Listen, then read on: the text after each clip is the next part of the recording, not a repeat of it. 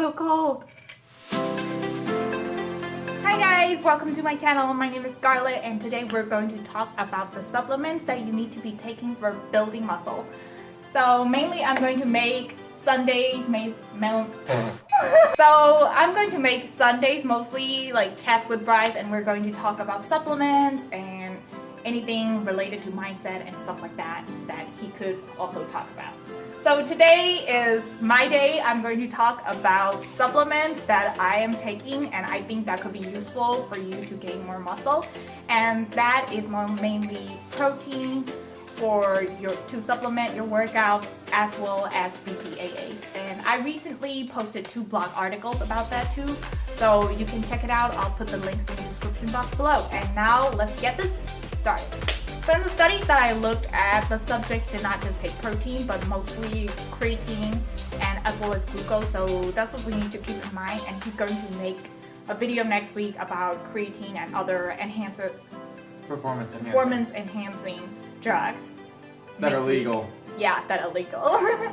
So mainly what I found out from reading those articles was that yes, drinking protein post workout especially could lead to more muscle gains, and they found out in type 2 muscle fibers, and mainly those are the fibers that we weightlifters mainly use instead of people who do it for endurance, and the slow twitch muscles, which mainly contract just to sustain the activity for long periods of time. But if we're a bodybuilder or powerlifter, type 2 muscle fibers are what we mostly use, so it leads to more muscle growth in that. The type 2 muscle fibers are more anaerobic without oxygen, and the slow twitch are more aerobic, which would be more runners. Right, yeah.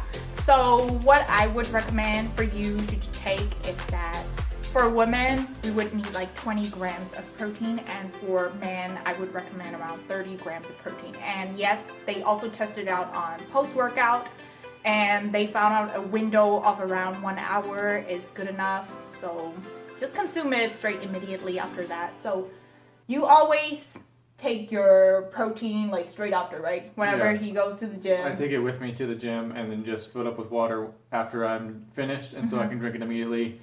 And then by the time I come back, shower, get my food ready, it's been at least an hour and a half, which is a good time for the protein supplement to digest before I have an actual meal afterward. Yeah.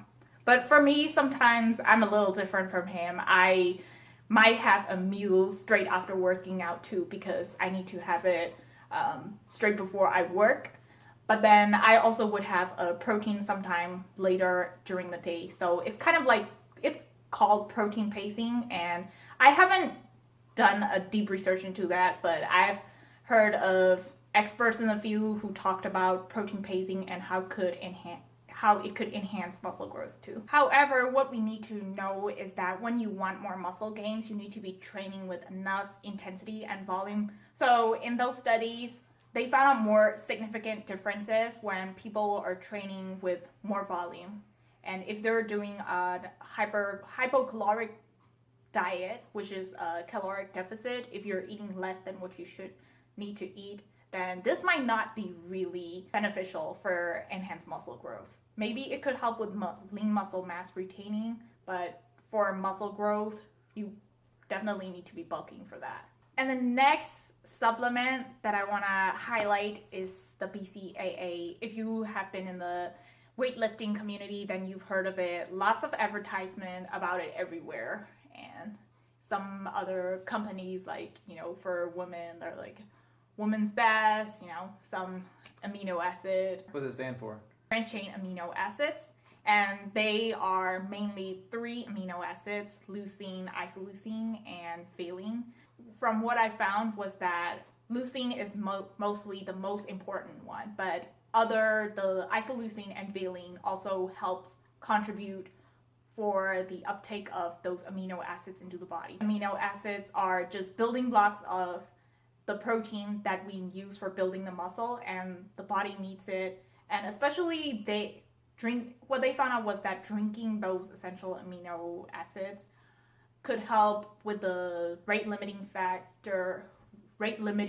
So that is basically like the step that is stopping the body from building muscle. So it could enhance and just give like a pool of amino acids so the body can use.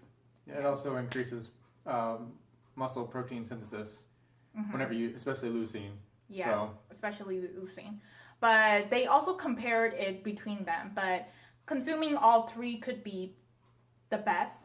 But I also looked at a paper that talked about whether those three alone, instead of just consuming that both with protein, is better. And the results mainly showed that you need to be consuming both the protein and the BCAAs in order to see more muscular growth.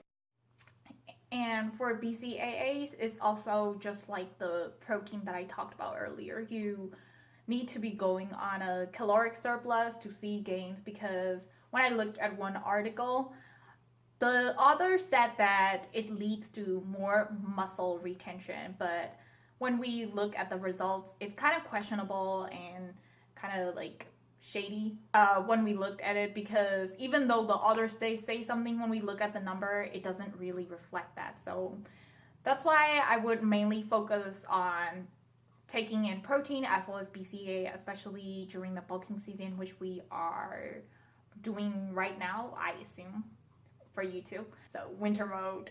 The other thing is that BCA could also lead to enhanced muscle recovery. However, the studies on this subject is a little bit unclear too, because it's mostly self-report, and people, especially when males are like, I'm not in pain. I'm not in pain. You're talking about DOMS. Yeah, DOMS. Delayed onset muscle soreness. So it's debatable if BCAAs can decrease the amount of DOMS you have after lifting. So if you want to use it for that, I wouldn't necessarily recommend that. But if that is inhibiting you from doing more training with more volume, you could try it out, because it also depends on your perception. So whether if it is a placebo effect or anything, if it helps you feel like you recover faster, then sure, take it, if money is really not the case. So yeah, these are the two supplements that I would recommend for you to enhance your muscle gains while bulking. So yeah, thank you so much for watching, guys. I hope you enjoy it, and next week we will be talking about creatine and caffeine. Mainly creatine. Yeah, mainly that. Mostly supplements that would enhance your performance, especially since he is a powerlifter. And you could go check out his other videos on his channel too. I will put the link down below. It's fitness pharmacist. So yeah, thank you so much for watching, and see you next time.